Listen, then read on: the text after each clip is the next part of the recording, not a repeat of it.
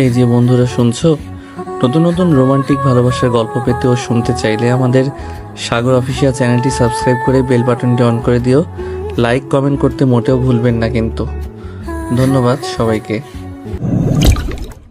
ফজরের আজান দিলে আমি জেলের ভিতর যে ছেলে থাকি সেখানে নামাজ আদায় করে নিলাম। আজ 92 দিন থেকে আমি নীলফামারী জেলে আছি। সকালে সূর্য যখন উঠবে, জেলে ডিউটিরত হাবিলদার আমার সেলে আসলো। শামীম, কেমন আছো? স্যার আলহামদুলিল্লাহ, আপনি কেমন আছেন? আমিও ভালো আছি। শোনো, তোমার তো কাল মাগরিবের পর ফাঁসি হবে। তোমার কি কোনো শেষ ইচ্ছা আছে? আমার কোনো ইচ্ছা নাই, তবে আমার লাশটা যেন আমার চাচা চাচির হাতে সঠিকভাবে পড়ে, আর কিছুই না। কেন, তোমার বাবা নাই? যদি থাকতো তাহলে তারা আমাকে দেখতে আসতো আর আপনিও দেখতেন। কেন, কি হয়েছে? আমি যখন ছোট ছিলাম তারা তখন মারা যায়। সরি বাবা। আরে এসব বলতে হবে না। শোনো, আর একটা কথা, বিকালে জেলার স্যার, মংস অফিসার, শিক্ষা অফিসার আরও অনেক বড় বড় সরকারি অফিসার আসবে তোমার সাথে কথা বলার জন্য। তৈরি থেকো। আচ্ছা স্যার। হাবিলদার চলে গেল, আমি সেখানেই বসে থাকলাম। যাই হোক, আজ আর কালকের সকালটা মনে হয় দেখতে পারবো, তারপর আর দেখতে পারবো না। কালকেই আমার জীবনের শেষ দিন। এর মাঝেই আমার পাশের সেলের আসামিগুলো বলতেছে, শামীম ভাই, কাল থেকে তাহলে আমাদের সাথে আর থাকছেন না? কাল আপনার ফাঁসি হয়ে যাচ্ছে। হ্যাঁ ভাই। ভাই, আপনার কথা খুব মনে পড়বে। আপনার মতো ভালো মানুষ জীবনেও দেখি নাই।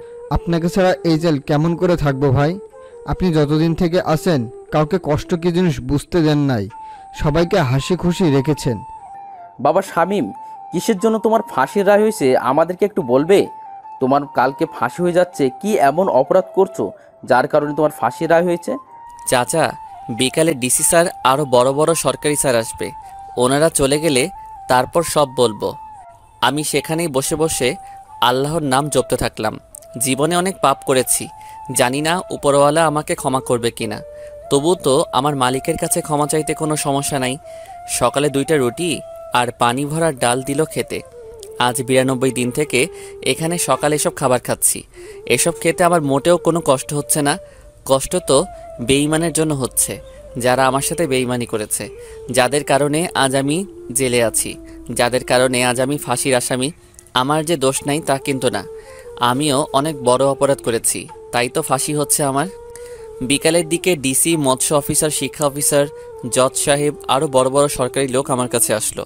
সত্যি বলতে এই জেলে তেমন ফাঁসির আসামি খুঁজে পাওয়া যায় না।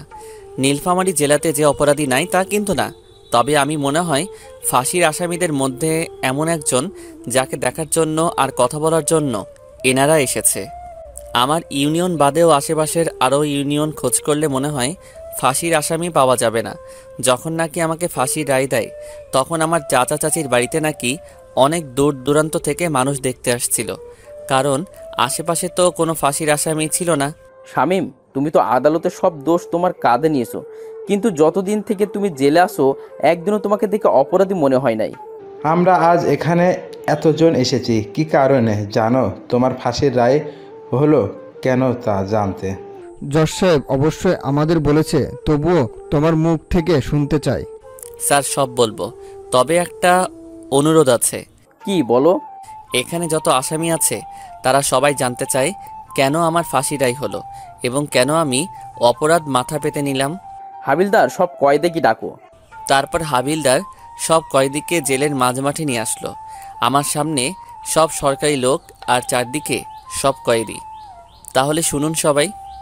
অতীত, আমি তখন খুব ছোট। আব্বা আর মা দুজন কাজ করে সংসার চালাতো। আব্বা অন্যের জমিতে কাজ করত, আর আমার মা, সেও অন্যের ক্ষেতের সব কাজ করত। সত্যি বলতে কি জানেন স্যার, আমাদের উত্তরবঙ্গের মধ্যে সবচেয়ে গরিব জেলা যদি থাকে তাহলে আমাদের নীলফামারী জেলা, তারপর লালমনিরহাট জেলা এবং কুড়িগ্রাম জেলা। 1996 থেকে 2005 সাল পর্যন্ত অভাব অনটন কি তা এই জেলার প্রত্যেকটা মানুষ হাড়ে হাড়ে টের পেয়েছে। স্যার, এই 3 জেলার মানুষ বড় গরিব ছিল। জানেন স্যার, আমি যখন খুব ছোট তখন দেখেছি পেটের ক্ষুধার জ্বালায় মানুষ কচু সিদ্ধ করে খেয়েছে। এমনি জানেন স্যার, কচুর যে বীজটা বপন করা হয় সেই বীজ থেকে তো কচু হয়, সেই বীজটাও মানুষ ক্ষেত থেকে নিয়ে এসে সিদ্ধ করে খেয়েছে। শুধু তাই নয় স্যার, এই এলাকার মানুষ ভাতের যে ফেনা গরুকে খাওয়াতো সেই ফেনা খেয়ে দিন পার করে দিত, যাকে রংপুরের ভাষায় বলে ভাতের মার। স্যার, আমার এখনও মনে আছে, আব্বার যখন কাজ থাকতো না তখন না খেয়ে দিন পার করে দিতাম। এমনও সময় ছিল আমার মা যার খেতে কাজ করতো তারা যতটুকু খেতে দিত তার অর্ধেক আমাকে খাওয়াতো। জানেন স্যার, আমাদের এই 3 জেলার মানুষ বাংলাদেশের অন্য জেলাগুলোতে গিয়ে কৃষিকাজ বা রিক্সা চালায়। যারা অন্য জেলার মানুষ আছেন দেখবেন এই 3 জেলার মানুষ কৃষিকাজ বা রিক্সা চালানোর জন্য বাইরে যায়। আমাকে আমার মা যখন প্রাইমারি স্কুলে ভর্তি করে দিবে তখন একটা নিয়ম ছিল, ডান হাত দিয়ে মাথার উপর দিয়ে বা কান ধরতে পারলে তাকে স্কুলে ভর্তি করে নিবে। আমার সাথে আমার বাড়ির পাশের আরও 3 জন ছিল, ওরা 2 জন ভর্তি হতে পারলেও আমি পারি নাই। সেই সময়ে আমাকে আমার মা শিশু শ্রেণী ব্র্যাকে ভর্তি করে দেয় মাত্র 1 বছরের জন্য। যখন আমি ক্লাস 1-এ তখন আমার বাবা মা অভাবের তাড়নায় মারা যায়। তাদের চিকিৎসা করার মতো টাকাও ছিল না। আমার মা গ্রামীণ ব্যাংক থেকে ঋণ নেয়, সেই ঋণের টাকা পরিশোধ করার আগেই তারা মারা যায়। ব্যাংক কর্তৃপক্ষ আমাদের বাড়ি ভিটা নিয়ে নেয়। আমার বাবা মা মারা যাওয়ার পর আমাকে আমার বড় জ্যাঠা আর জেঠি, যাদেরকে আমি বড় আব্বা আর বড় আম্মা বলে ডাকি, তারা আমাকে তাদের কাছে নিয়ে যায়। আমি তাদের সাথে তাদের বাড়িতে গিয়ে থাকা শুরু করি। আমার বড় আব্বা রংপুর শহরে রিক্সা চালাতো, তার 1 ছেলে আর 2 মেয়ে ছিল। তবুও তাদের অভাবের সংসারে আমাকে নিয়ে নেয়।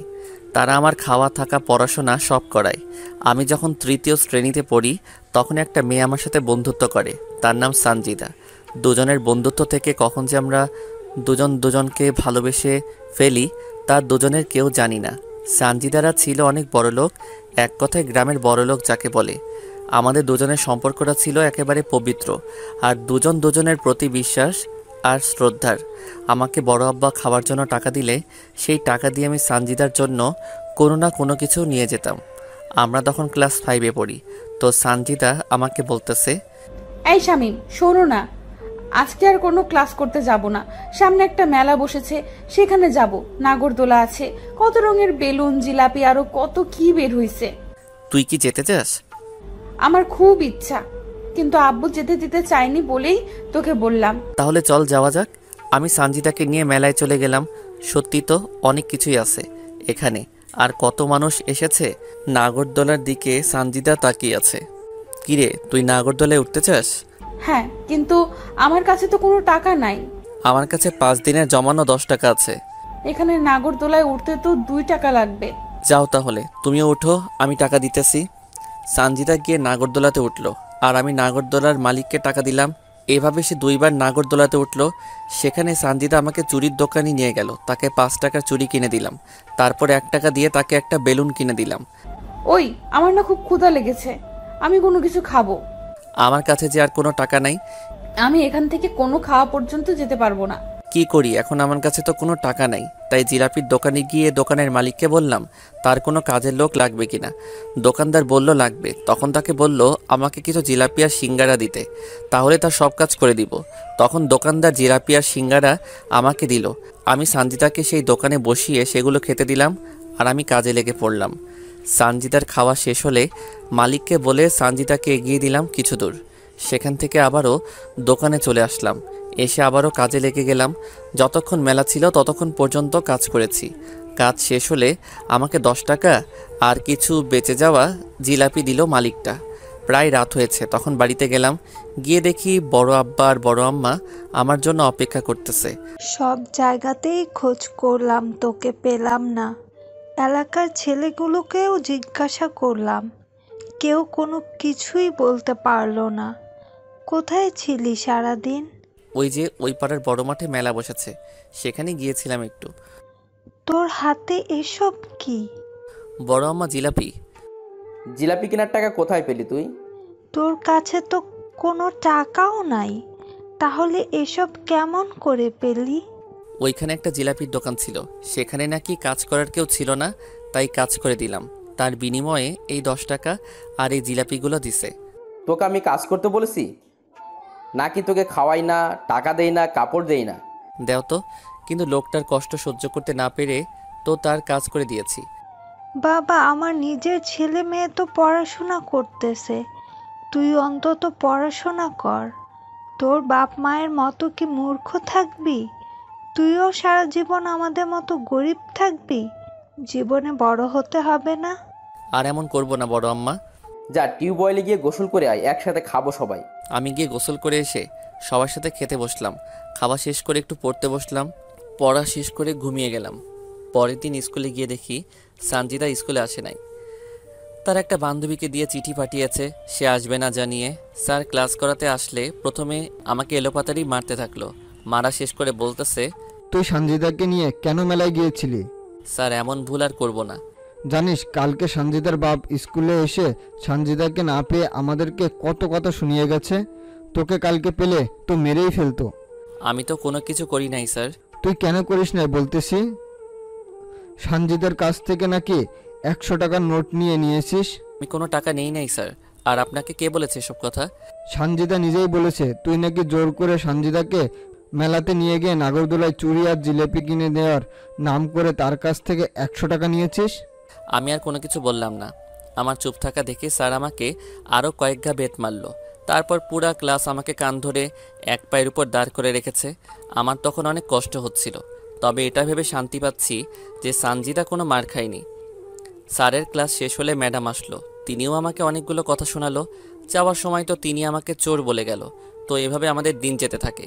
কেউ যদি স্কুলে না আসি তাহলে কাউকে দিয়ে চিঠি পাঠিয়ে দেই, অথবা কোথাও দেখা করতে চাইলেও কাউকে দিয়ে চিঠি পাঠিয়ে দিয়ে সেই জায়গায় গিয়ে দেখা করতাম।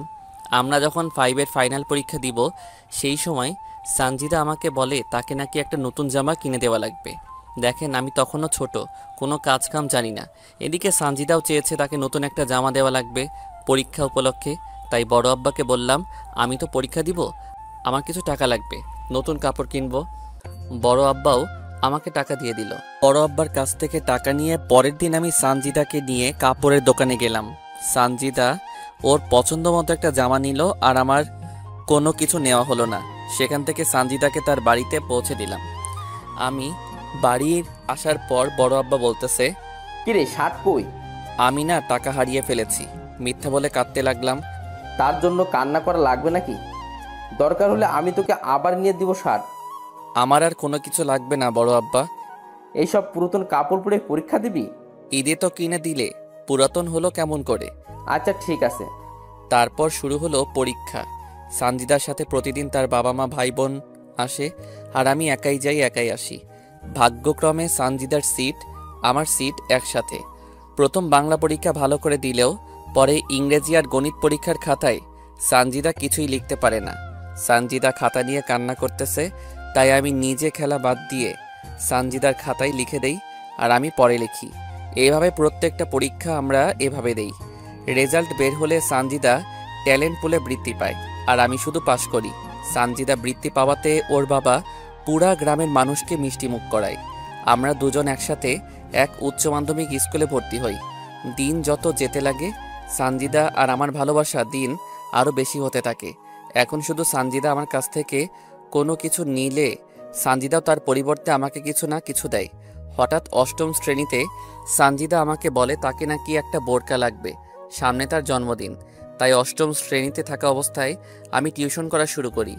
ভাবতে পারেন সানজিদার বাবা এত টাকা পয়সা থাকা সত্ত্বেও আমার কাছে কেন চাই? সত্যি বলতে সানজিদা যদি নতুন কিছু তার জন্য কিনে তাহলে সেটা প্রথমে আমার দেওয়া নিবে, তারপর অন্য কারো। আর এটা দুজনের ভালোবাসার কারণ। অষ্টম শ্রেণী পর্যন্ত আমরা চিঠির মাধ্যমে প্রেম করেছি। আমি তখনও সানজিদাকে কখনো খারাপভাবে স্পর্শ করি নাই। আমরা দুজন অষ্টম শ্রেণী পর্যন্ত এই জায়গায় ওই জায়গায় নদী ধানক্ষেত সব জায়গায় ঘুরে বেরিয়েছি। অষ্টম শ্রেণীর পরীক্ষাতেও সানজিদা আর আমি একসাথে পাশাপাশি সিটে বসেছিলাম। সবগুলো পরীক্ষাতে সানজিদাকে আমি লিখে দিছি। সত্যি বলতে সানজিদা পড়াশোনায় একটু কাঁচা। সানজিদা অষ্টম শ্রেণীতেও বৃত্তি পায়। একসাথে আবারও আমরা বিজ্ঞান বিভাগে ভর্তি হই। আমাদের পড়াশোনা এবং প্রেম অনেক সুন্দর চলতে থাকে। তো দশম শ্রেণীর টেস্ট পরীক্ষার সময় সানজিদা আমাকে বলতেছে, শামিম, টেস্ট পরীক্ষা শেষ হলে তো তোর সাথে আর আমার দেখা বা কথা হবে না এই 2 মাস। আরে কথা তো চিঠিতে হবে। দেখ শামিম, ছোট মানুষের মতো কথা বলবি না। আর আমরা এখন আর ছোট নেই। আমি চাই দুজন ফোনে কথা বলবো, বুঝলি? কিন্তু আমার তো ফোন নাই। শোন, তুই আমাকে ফোন দিবি আর আমি তোকে নিয়ে দিব, বুঝলি? টাকাও তো নাই আমার কাছে, আর ফোন কিনতেও তো অনেক টাকা লাগে। আরে গাধা, আমাকে তুই বাটন ফোন কিনে দিবি, বুঝেছিস? যাদেরকে টিউশন করাস তাদের কাছ থেকে আগাম মাসের টাকা নিবি। আচ্ছা ঠিক আছে, চলো, বেল দিছে, ক্লাসে যেতে হবে, না হলে পরে গেলে খাতা দিবে না। দুজন পরীক্ষা দিলাম। আমি যাদের টিউশন করাই তাদেরকে বলে আগাম মাসের বেতন নিলাম। তারপর শেষ পরীক্ষার দিন আমি সানজিদার হাতে একটা ফোন তুলে দিলাম, আর সানজিদা আমাকে একটা ফোন দিল। তো ফাইনাল পরীক্ষার আগ অবধি আমরা দুজন শুধু ফোনে কথা বলেছি। এসএসসি ফাইনাল পরীক্ষার খাতাতেও আমি সানজিদাকে লিখে দিছি। রেজাল্ট বের হওয়ার আগ পর্যন্ত আমরা ফোনে নিয়মিত কথা চালিয়ে গেছি। পরীক্ষার আগে সানজিদা আমাকে একটা অনেক দামি ঘড়ি গিফট করে। রেজাল্ট বের হলে এবার সানজিদা A+ পায়, আমি কোনো রকম পাশ করি। শুধু ক্লাসে সবাই জানে সবচেয়ে ভালো ছাত্র আমি, কিন্তু আমি পরীক্ষার খাতায় কিছুই লিখতে পারি না। দুজনে বাড়ির পাশে যে কলেজ আছে সেখানে ভর্তি হলাম। এবার সানজিদা আমার সাথে ফোনে তেমন একটা কথা বলে না, সব সময় পড়া নিয়ে ব্যস্ত থাকে, কারণ তাকে মেডিকেলে চান্স পেতে হবে, তাই এমন পড়াশোনা। তবে আমাদের প্রেমে কেউ ঢোকেনি, আর আমাদের পরিবারও জানে না। ফোনেও মাঝে মাঝে কথা হয় আমাদের। কলেজের ফার্স্ট ইয়ারে থাকা অবস্থায় সানজিদার বড় আপুর বিয়ে হয়। সানজিদা সবাইকে দাওয়াত করলেও আমাকে দাওয়াত করে না।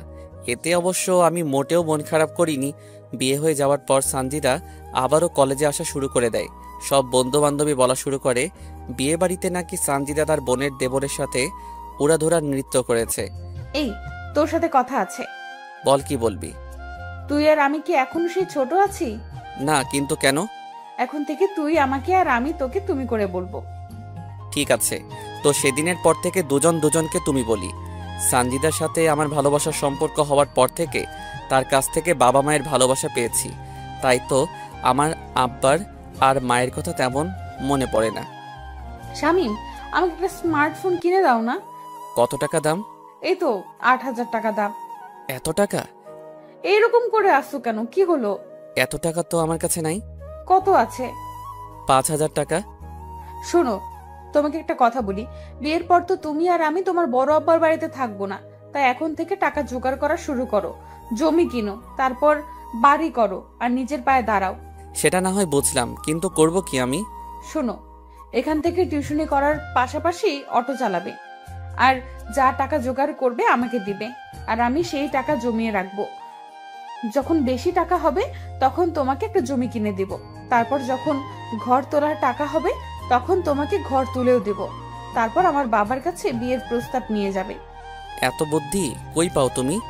কাল থেকে আর কলেজে আসা লাগবে না, বাড়িতে শুধু পড়বে আর অটো চালাবে, বুঝলে? তারপর সানজিদার কথা মতো তাই শুরু করে দিলাম, কারণ সানজিদা কখনো আমার খারাপ চায়নি। সানজিদা আমার বিপদে সবসময় পাশে ছিল। হ্যাঁ, তার একটা সমস্যা আছে, সেটা বুঝতে পেরেছেন। ভালোবাসে বলেই তো আমার কাছে কোনো না কোনো কিছু চাই। আমি টিউশনি করার পাশাপাশি অটো চালানো শুরু করে দিলাম। আমার টাকা দিয়ে সানজিদা একটা স্মার্টফোন নিল। একদিন সানজিদা ফোন করে বলল আমার অটো নাকি লাগবে, সকালে ওদের বাড়ি যেতে বলল। আমি পরের দিন সকালে ওদের বাড়ির সামনে গেলাম। কিছুক্ষণ পর সানজিদা বোরকা পরে ওর আপুসহ বের হলো। তারপর ওদেরকে নামিয়ে দিয়ে চলে আসলাম। এই এক সপ্তাহে সানজিদা আমাকে একবারও ফোন দেয় নাই। এমনি কি আমি ফোন মেসেজ দিলেও সে ধরেনি। এমনকি আমি ফোন মেসেজ দিলেও সে ধরেনি। হয়তোবা নতুন জায়গায় নতুন মানুষ, তাদের সামনে কথা বলতে লজ্জা পাই, তাই হবে হয়তোবা। এক সপ্তাহ পর সানজিদা আবারও কলেজে আসা শুরু করে, আর আমার সাথেও তেমন একটা কথা বলে না। আমাকে দেখলে কেমন যেন এড়িয়ে চলে, আর ঠিকমতো কথাও বলতে চায় না। সানজিদা, তোমার কি কোনো কারণে কোনো সমস্যা হয়েছে? হ্যাঁ। কি সমস্যা বলো? বাড়িতে তোমার আর আমার বিষয়টা সবাই জেনে গেছে, তাই তোমার সাথে ঠিকমতো কথা বলি না, এড়িয়ে চলি। তাহলে এখন উপায়? তুমি আর কলেজে এসো না, আমাদের ফোনে কথা হবে, আর যা করতে বলেছি সেগুলো করবে, বুঝলে? ঠিক আছে। তারপর থেকে আমি একেবারে কলেজ যাওয়া বন্ধ করলাম, শুধু পরীক্ষার সময় কলেজে যাই। এখন সানজিদাকে ফোন করলে তার ফোন ব্যস্ত বলে, আমাকে ঠিকমতো ফোন দেয় না, কথা বলে না। তার ফোনে কল দিলে সবসময় ব্যস্ত বলে, আমি মেসেজ করলে উত্তর দেয় না। তো একদিন দুপুরে আমি অটো নিয়ে কলেজে গেলাম, গিয়ে দেখি সানজিদা ফোনে হেসে হেসে কার সাথে যেন কথা বলতেছে। আমাকে দেখেই ফোনটা কেটে দিল। কি ব্যাপার, আমার ফোন ধরো না, মেসেজ করলে উত্তর দাও না?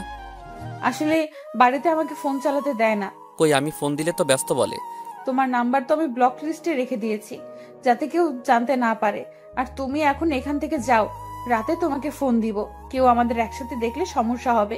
আমি সানজিদাকে বিশ্বাস করি, আর সে কখনো আমাকে মিথ্যা কথা বলবে না। তারপর থেকে আবারও নিয়মিত আমাদের কথা হতে থাকলো, তবে বেশি না, 10 থেকে 15 মিনিট। সত্যি বলতে 2 দিন থেকে খুব ডিপ্রেশনে আছি। যদি বেঁচে থাকি আর মন মানসিকতা ভালো থাকে তাহলে ইনশাল্লাহ কালকেও পর্ব দিব। তারপর আমাদের এইচএসসি ফাইনাল পরীক্ষা হতে থাকলো। এবার সে আগের ঘটনা ঘটলো। আমি লিখে দিলাম সানজিদাকে। পরীক্ষার পর সানজিদা তার বোনের বাড়িতে বেড়াতে যায়। যাওয়ার আগে আমাকে শুধু বলে যে কয়দিন তার বোনের বাড়িতে থাকবে, আমার সাথে সে কথা বলতে পারবে না। আমিও তার কথা মেনে নিলাম, কারণ যদি কোনো কারণে তার সমস্যা হয়। আমি পরীক্ষার রেজাল্ট বের না হওয়া পর্যন্ত আমি সানজিদার সাথে কথা বলতে পারি নাই। তবে মানুষের মুখে শুনেছিলাম সানজিদা তার বোনের বাড়ি থেকে অনেক আগে এসেছে, কিন্তু সে আমার সাথে কোনো যোগাযোগ করে নাই। রেজাল্ট বের হলো, সানজিদা এবারও A+ পেল। তারপর সানজিদার বাবা কিছু টাকা ব্যয় করে সানজিদাকে রংপুর মেডিকেল কলেজে ভর্তি করিয়ে দিল। তারপর থেকে সানজিদা রংপুরে থাকা শুরু করে দেয়। তবে সানজিদা রংপুর যাওয়ার পরও আমার সাথে তার প্রতিদিন যোগাযোগ হতে থাকে। তো একদিন সানজিদাকে আমি ফোন দেই, সানজিদা, আমার এখনো পর্যন্ত মোট কত টাকা তোমার কাছে আছে? শামীম, সত্য বলতে কি, আমি তোমার সব টাকা নষ্ট করে ফেলেছি। এত টাকা দিয়ে তুমি কি করলে? আসলে আপুর দেবরের সেদিন জন্মদিন ছিল, আর সে আমার কাছে দাবি করে তার জন্মদিনের পার্টি যেন আমি দেই। আর বাবার কাছে টাকা চাইছিলাম, তখন বাবার হাতে কোনো টাকা ছিল না, তাই। আরে এই পাগলি, কান্না করতেছো কেন? তুমি তো আর অন্য কারো টাকা নষ্ট করো নাই। তবুও তোমার কষ্ট করা টাকা। আরে বাদ দাও তো এসব কথা। এখন বলো, তোমার পড়াশোনা কেমন চলছে? অনেক ভালো চলছে। তাহলে মন দিয়ে পড়ো। বাড়ি কবে আসবে তুমি? পরের সপ্তাহে যাব। এভাবে প্রতিদিন সানজিদার সাথে আমার কথা হতে থাকে। আমি আসলে এইচএসসি পাস করতে পারি নাই। একটা পরীক্ষায় সানজিদাকে লিখতে দিতে গিয়ে নিজের খাতায় কিছুই লিখতে পারি নাই। আমি অটো চালিয়ে যা টাকা পাই তা সানজিদার হাতে তুলে দেই, আর টিউশন করে যা পাই তা বড় আম্মার হাতে তুলে দেই। এখনো পর্যন্ত বড় আম্মার কাছে আমার দেওয়া 20,000 টাকা আছে, আর আমি সানজিদাকে এই 2 বছরে প্রায় 1.5 লক্ষ টাকা দিয়েছি। 1 সপ্তাহ পর সানজিদা গ্রামে চলে আসলো। এসেই সানজিদা সেই দিঘির পাড়ে আমাকে দেখা করতে বলল। আমি গিয়ে দেখি সানজিদা আগে থেকে সেখানে বসে আছে। আমি যাওয়া মাত্র সানজিদা তার ওড়না দিয়ে আমার কপালের ঘাম মুছে দিতে লাগলো। আরে কি করছো তুমি?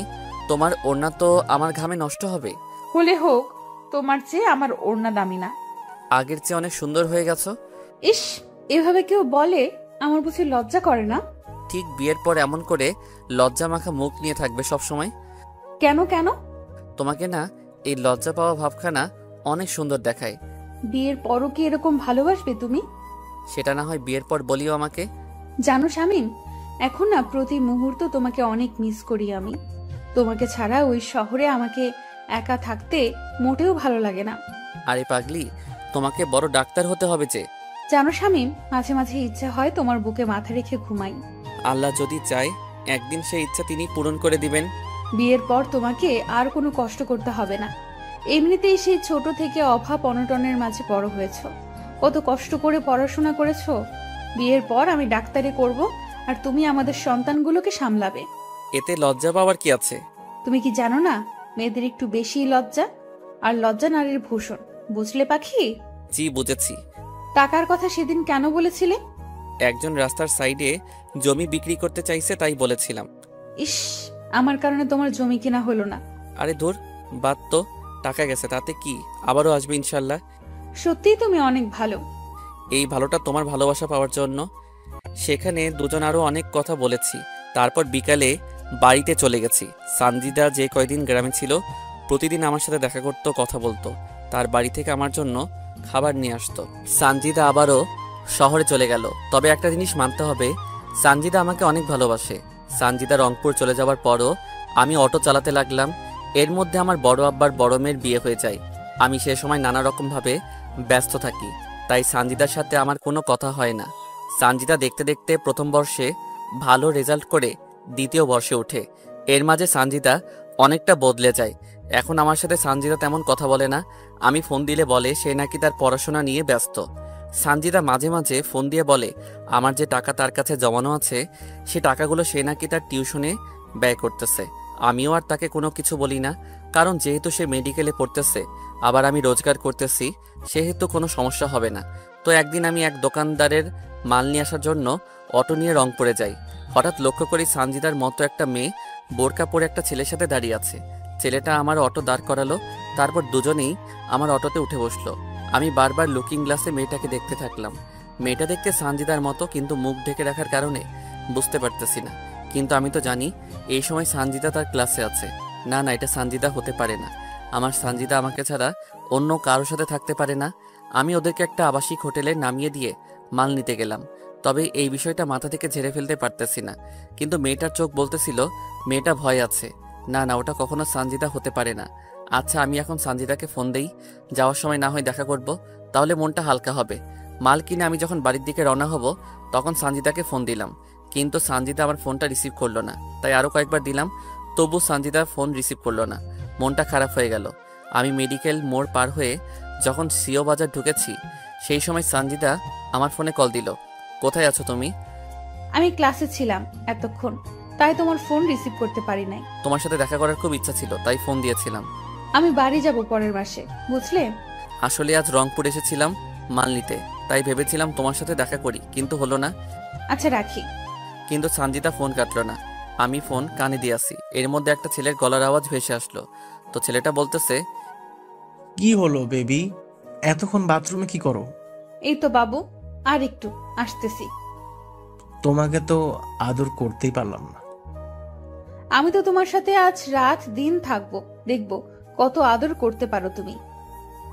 আদর আর দেখলে কি, আরো কত কি করব তোমার সাথে। এর মাঝে দরজা খোলার শব্দ হলো, আর সাথে সাথে সানজিদা আউ করে উঠলো। এইভাবে কেউ টান মারে? যদি পড়ে যেতাম? আমি থাকতে তোমার কিচ্ছু হবে না। আচ্ছা আদ্রিয়ান, যদি তোমার বাবা ফোন করে তোমাকে যেতে বলে তখন কি করবে? তার মানে ছেলেটার নাম আদ্রিয়ান। আরে বেবি কাম অন, বাবাকে বলেছি আজ বন্ধুদের সাথে গ্রুপ স্টাডি করব।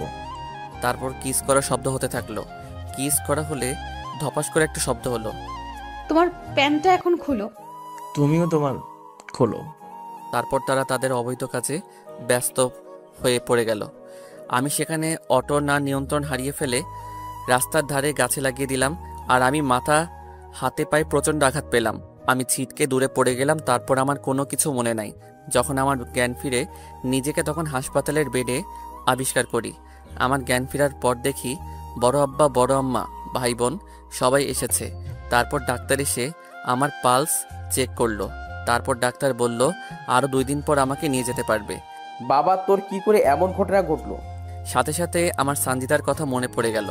আমার চোখ নিয়ে তখন পানি ঝরতে থাকলো। কিরে বাবা, বল কেমন করে হলো? না মানে হঠাৎ করে মাথাটা ঘুরতেছিল, তাই আর কি। দিন রাতে এত পরিশ্রম কার জন্য করিস? আমরা কি একজনও তোকে বলেছি তুই রোজগার কর?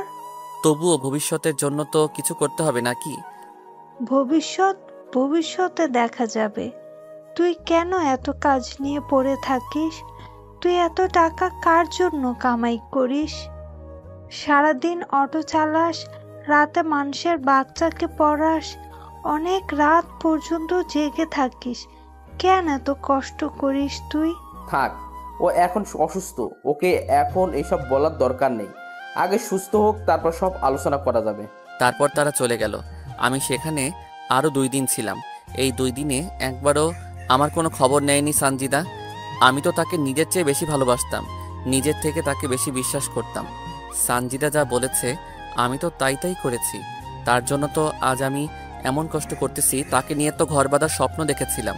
কেন এমন করলে তুমি আমার সাথে সানজিদা? আমি বাড়িতে যেহেতু বিছানায় শোয়া অবস্থায় আছি, তাই মোবাইলটা নিলাম। মোবাইল নিয়ে সানজিদা আর আমার ফোনের কথাগুলো শুনতে থাকলাম। শুনতে শুনতে সেদিনের রেকর্ডিংটা চালু হলো। প্রথমে শুনতে না চাইলেও পরে আবারও শুনলাম। শেষের দিকে যখন শুনবো তখন এমন কিছু শুনলাম যা শুনে আমার মরে যাবার ইচ্ছা হচ্ছিল। বেবি, কালকে আমার 20,000 টাকা লাগবে। বাবু, সেদিনই না তোমাকে 10,000 টাকা দিলাম। আহ বেবি, বোঝো না কেন? কত বন্ধু আমার, তাদেরকে তোমায় নিয়ে কতগুলো ট্রিট দিতে হয়। তোমাকে কতটা ভালোবাসি তার প্রমাণ তো ওদেরকে দিতে হবে, তাই না? আমার কাছে ওই যে বলেছিলাম আমাদের বাসার যে ড্রাইভার শামীম আছে, তার টাকা জমা আছে। আরে সমস্যা নাই, সেই টাকাগুলোই দিও আমাকে, পরে তাকে দিয়ে দিও। তুমি আর আমি তো আছি। এই হোটেল ভাড়াটাও তো আমি দিলাম। আমার কাছে টাকা নাই দেখে খোটা দাও তুমি? এসব কি বলো তুমি? খোটা কেন দিব তোমাকে? তা নয় তো কি? খোটা দিলে নিশ্চয়ই এই নিয়ে 17 বার তোমার সাথে হোটেলের রুম ডেট করতে আসতাম না। তুমি তো আমাকে অনেক ভালোবাসো, তাই তো আমি যা বলি তাতেই রাজি হয়ে যাও। তুমি কি আমাকে ভালোবাসো না? শুধু তোমাকে না, তোমার শরীর, দেহ আর তোমার এটা ওটা এইটা এগুলো সবকে ভালোবাসি বেবি। তাই তো তোমাকে সবসময় আদর করতে ইচ্ছা করে। জানি বাবু, তাই তো সব সময় দুষ্টুমি করতে চাও তুমি। তুমি কিন্তু দিন দিন খুব দুষ্টু হয়ে গেছো। আমার যেখানে সেখানে দাঁত বসিয়ে দাও। আমি আর শুনতে পারলাম না এমন সব নোংরা কথা তারা বলতেছিল। তার মানে আমি অ্যাক্সিডেন্ট করার পরও ফোন কাটে নাই সানজিদা। সানজিদা এতটা খারাপ হলো কেমন করে? সানজিদা তো এমন ছিল না। ভালোবাসলে যে এত কষ্ট পেতে হয় তা তো জানতাম না। কেন আমার সাথে বেইমানি করলো সানজিদা? আমার তো কোনো স্বার্থ ছিল না। তাকে আপন করে পাওয়ার জন্য কত কি নাই করতেছি। সে তো আমার সুখ দুঃখের সাথী ছিল। তার ভালোবাসা পেত, আমার আব্বা মায়ের ভালোবাসার কথা ভুলে গেছিলাম। তাকে আপন করে পেতে তো আমি তার জন্য অনেক কিছু করেছি, অনেক কিছু সহ্য করেছি। সে কেন এসব কাজে লিপ্ত হলো? সে কেন আমার সাথে এরকম করলো? প্রায় 20 দিনের মতো আমার সুস্থ হতে লাগলো। প্রায় মাসখানেক পর সানজিদা তার কিছু বান্ধবীকে নিয়ে তাদের বাড়িতে এলো। তারা যখন গ্রাম ঘুরতে বের হলো তখন আমি সানজিদার সাথে কথা বলার জন্য তাদের কাছে গেলাম। আমি প্রায় তখন সানজিদার কাছে গেলাম, তখন শুনতে পেলাম, আচ্ছা সঞ্জিতা, তুই আদ্রিয়ান ভাইয়াকে কেন ভালোবাসা শুরু করে দিলি? আরে আদ্রিয়ানের বাবা একজন বড় ডাক্তার, আবার তার নিজের একটা ক্লিনিক আছে। তাই বলে শামীমের ভালোবাসা ভুলে যাবে? শামীমের কি আছে? শামীম আমাকে কি দিতে পারবে? আর আদ্রিয়ানের বাবার অনেক টাকা আছে, আর ক্লিনিক আছে।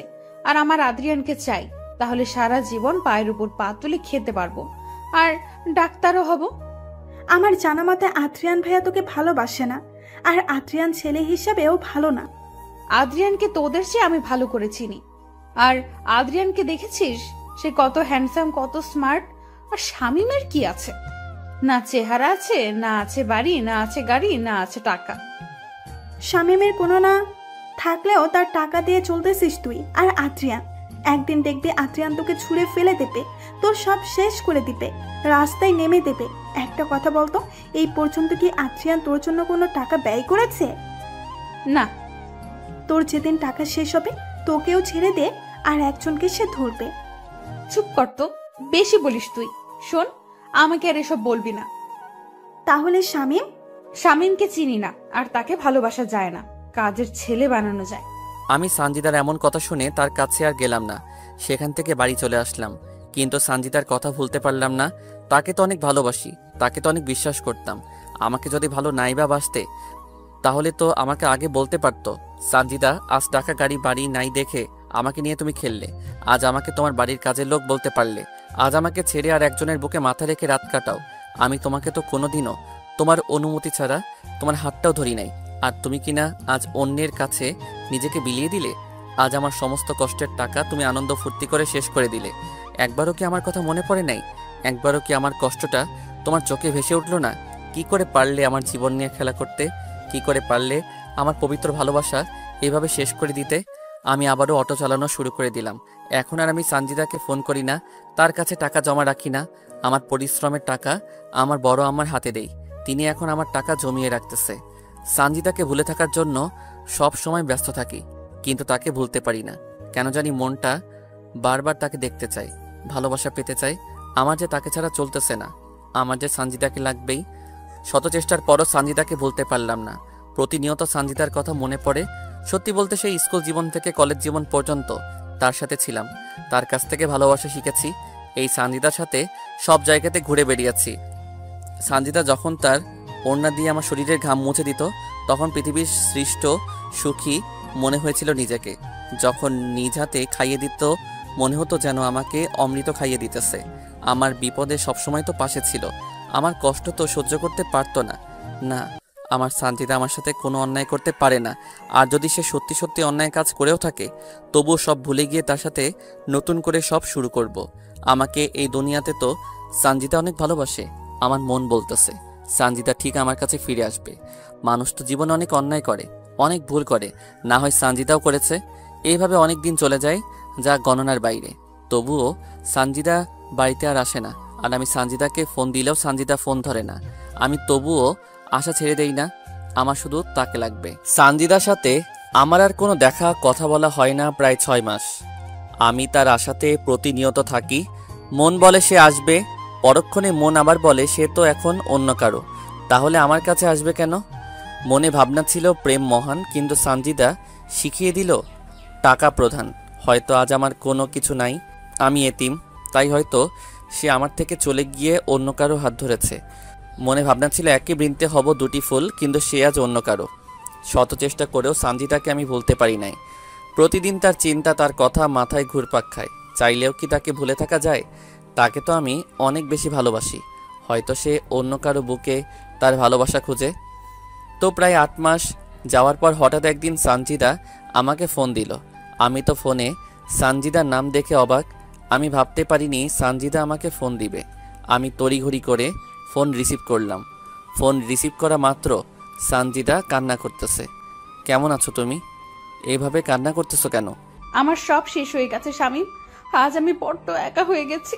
আজ নিজেকে খুব একা লাগছে। আজ আমার পাশে কেউ নাই। কি হয়েছে বলবে তো আমাকে, নাকি? না বললে বুঝবো কি করে? তোমার কি টাকা লাগবে? আমার কোনো টাকা পয়সা লাগবে না, আমার শুধু তোমাকে লাগবে। আমি তোমার বুকে মাথা রাখতে চাই। আরে এভাবে কান্না করতেছো কেন? কি হয়েছে আমাকে তো বলবে নাকি? তুমি আজ বিকেলে ভিন্ন জগতে আমার সাথে দেখা করো। তোমার সাথে আমার আজ অনেক না বলা কথা আছে, সেগুলো তোমাকে আমি বলবো। ঠিক আছে, আমি সময় মতো চলে যাব। আমি কিছুই বুঝলাম না সানজিদার কথার মানে সে আমাকে কি বলতে চাচ্ছে। তবুও এতদিন পর যেহেতু ফোন করেছে, আবার দেখা করতে বলতেছে, আমাকে তো অবশ্যই যেতে হবে তার কাছে। হোক না সে আমাকে ভালো না বাসে, কিন্তু আমি তো তাকে ভালোবাসি। আমি সানজিদার কথা মতো ভিন্ন জগতে চলে গেলাম। আমি গিয়ে সেখানে নালার এক সাইডে বসে থাকলাম। আমি ভিন্ন জগতে যাওয়ার প্রায় ঘন্টাখানেক বাদে সানজিদা চলে আসলো। সাথে আরও 2টা মেয়ে আছে। ওরা এসে আমার পাশে বসলো। আমি সানজিদার দিকে তাকিয়ে দেখলাম মুখটা শুকিয়ে গেছে আর চোখগুলো তলিয়ে গেছে। মুখের উজ্জ্বল ভাব আর আগের মতো নাই, কেমন যেন কালো কালো হয়ে গেছে। তা তোমার চেহারার এই অবস্থা কেন? আমি ঠিক আছি, কিন্তু তুমি এমন হয়ে গেছো কেন? আমি কেমন করে ভালো থাকি বলো? তুমি আজ অন্য কারো। সানজিদা এবার আমার দিকে চোখ বড় বড় করে তাকালো। হয় ভাবতে পারতেছে না আমি কেমন করে জানলাম। ওভাবে তাকিয়ে লাভ নাই, আমি সব জানি। মানে কেমন করে? মনে আছে তুমি আর তোমার বয়ফ্রেন্ড আমার অটো করে আবাসিক হোটেলে গিয়েছিলে? তারপর বাড়ি ফেরার পথে তুমি আমাকে ফোন দাও এবং ফোন না কেটে তোমার বয়ফ্রেন্ডের সাথে কি কি করো, কি কি বলো সব শুনি। তুমি সব শুনেছো? জানো সেই সময় আমি অ্যাক্সিডেন্ট করে হাসপাতালে ভর্তি হই। কি, তুমি হাসপাতালে ভর্তি ছিলে? জানো তো সেখানেও তোমার কথা বারবার মনে হয়েছিল। তোমাকে না ভুলতে পারি নাই আমি, তাই তো তোমার কথা সবসময় মনে হতো। জানো যেদিন তোমার বান্ধবীকে বলেছিলে তুমি আমাকে ভালোবাসো না, তুমি ভালোবাসো ওই টাকাওয়ালা ডাক্তারের ছেলেকে, সেদিন না পৃথিবীতে নিজেকে বড্ড একা একা লাগছিল। যেদিন শুনেছি ওই ছেলের সাথে তুমি 20 বার হোটেলে রুম ডেট করতে গিয়েছিলে, সেদিন না আমার দেহের আত্মাটার মরণ হয়ে গেছে। আমি ভুল করেছি, আমাকে ক্ষমা করে দাও। আমি আর জীবনেও তোমাকে ছাড়া অন্য কাউকে ভালোবাসবো না। তুমি যা বলবে তাই শুনবো। আমার কথা বা কবে শুনেছো তুমি? আমি না তোমার দেহটাকে ভালোবাসি নাই, তোমার বুকের ভেতর যে সুন্দর মনটা ছিল সেটাকে ভালোবেসেছিলাম। তুমি কেমন করে আমাকে ঠকিয়ে অন্য কারো বিছানায় সঙ্গী হও? একবারও কি এই এতিম অসহায় ছেলেটার কথা মনে পড়ে নাই? তোমার ভালোবাসা পেয়ে তো আমার নিজের মরা বাবা মাকে ভুলে গিয়েছিলাম। তোমার সাথে ঘর বাঁধবো বলে তো নিজের পড়াশোনার ক্যারিয়ার নষ্ট করে তোমার কথা মতো পরিশ্রম করা শুরু করে দিলাম। হাজারো স্বপ্ন দেখিয়েছ, কিন্তু সব কিছু নিমিষে শেষ করে দিয়েছো তুমি। আবারও নতুন করে আমরা স্বপ্ন দেখব, আবারও নতুন করে বাঁচতে শিখবো আমরা। যেখানে আমার ভালোবাসার আত্মাটা মরে গেছে সেখানে আবার নতুন করে স্বপ্ন দেখব, তা কি করে হয়? আমি তো সব দোষ করেছি, আমি তো সব ভুল করেছি। তুমি তো কোনো দোষ করো নাই, তুমি তো কোনো ভুল করো নাই, তাহলে কেন তোমার আত্মা মরে যাবে? যেখানে আপনজন অন্য কাউকে পেয়ে আমাকে ভুলে যায়, অন্য কারো ভালোবাসা পেয়ে আর একজন ঠকায়, সেখানে কেমন করে বেঁচে থাকি? একটাবারও কি খবর নিয়েছো বেঁচে আছি নাকি মরে গেছি? একবারও কি জানতে চাইছো আমার মন কি চাই কি বলে। তোমার কোন ইচ্ছাটা পূরণ করি নাই? তোমার জন্য তো নিজেকে শেষ করে দিয়েছি। সব জানি, আমি নিজের স্বার্থের জন্য তোমাকে ব্যবহার করেছি। হ্যাঁ, তোমাকে ধোঁকা দিয়েছি। হ্যাঁ, তোমার কোনো খবর নেই নাই। হ্যাঁ, তোমাকে অবহেলা করেছি। প্লিজ আমাকে ফিরিয়ে দিও না। এবার না সত্যি সত্যি আমি মরে যাব। তোমাকে খুব চাই, তাই বলে তোমাকে আমার জীবনে দ্বিতীয় কোনো সুযোগ দিতে চাই না। তুমি তোমার বয়ফ্রেন্ডের কাছে চলে যাও। তখন সঞ্জিতার বান্ধবী আমাকে বলতেছে, ভাইয়া, যে ছেলেটার জন্য সঞ্জিতা আপনাকে ছেড়ে গিয়েছিল, আজ সেই ছেলেটা সঞ্জিতাকে ভুলে গিয়ে নতুন কারোর সাথে সম্পর্ক শুরু করেছে। আমি বার কি করতে পারি? ভাইয়া, সঞ্জিতা 2 বার সুইসাইড করতে চাইছিল, কিন্তু আমরা থাকাই এই যাত্রায় বেঁচে যায়। ভাইয়া, আপনি তো সঞ্জিতার দেহ চান না, তার তো মন চান, তাহলে কেন তাকে গ্রহণ করতে পারতেছেন না? আমার সাথে যে সে আবার বেইমানি করবে না কি গ্যারান্টি আছে? আমাকে যে আবার ধোকা দিবে না তার কি নিশ্চয়তা আছে? আমাকে আবারও অবহেলা করবে না তার কি কোনো নিশ্চয়তা দিতে পারবেন? সাথে সাথে সঞ্জিতা আমার পায়ে লুটিয়ে পড়ল। তোমাকে ছুঁয়ে কথা দিতেছি, তোমাকে ছাড়া আর কাউকে ভালোবাসবো না। তোমাকে আমি অনেক ভালোবাসা দিব। তুমি আর আমাকে কি ভালোবাসা দিবে? দিন রাত তো তুমি ব্যস্ত থাকো, আর আমাকে বাসবে ভালো তুমি? শেষবারের মতো একটা সুযোগ দাও তুমি আমাকে। আমি আর তোমাকে অবহেলা করব না, তোমাকে শুধু ভালোবাসবো। ভাইয়া, আমরা আছি।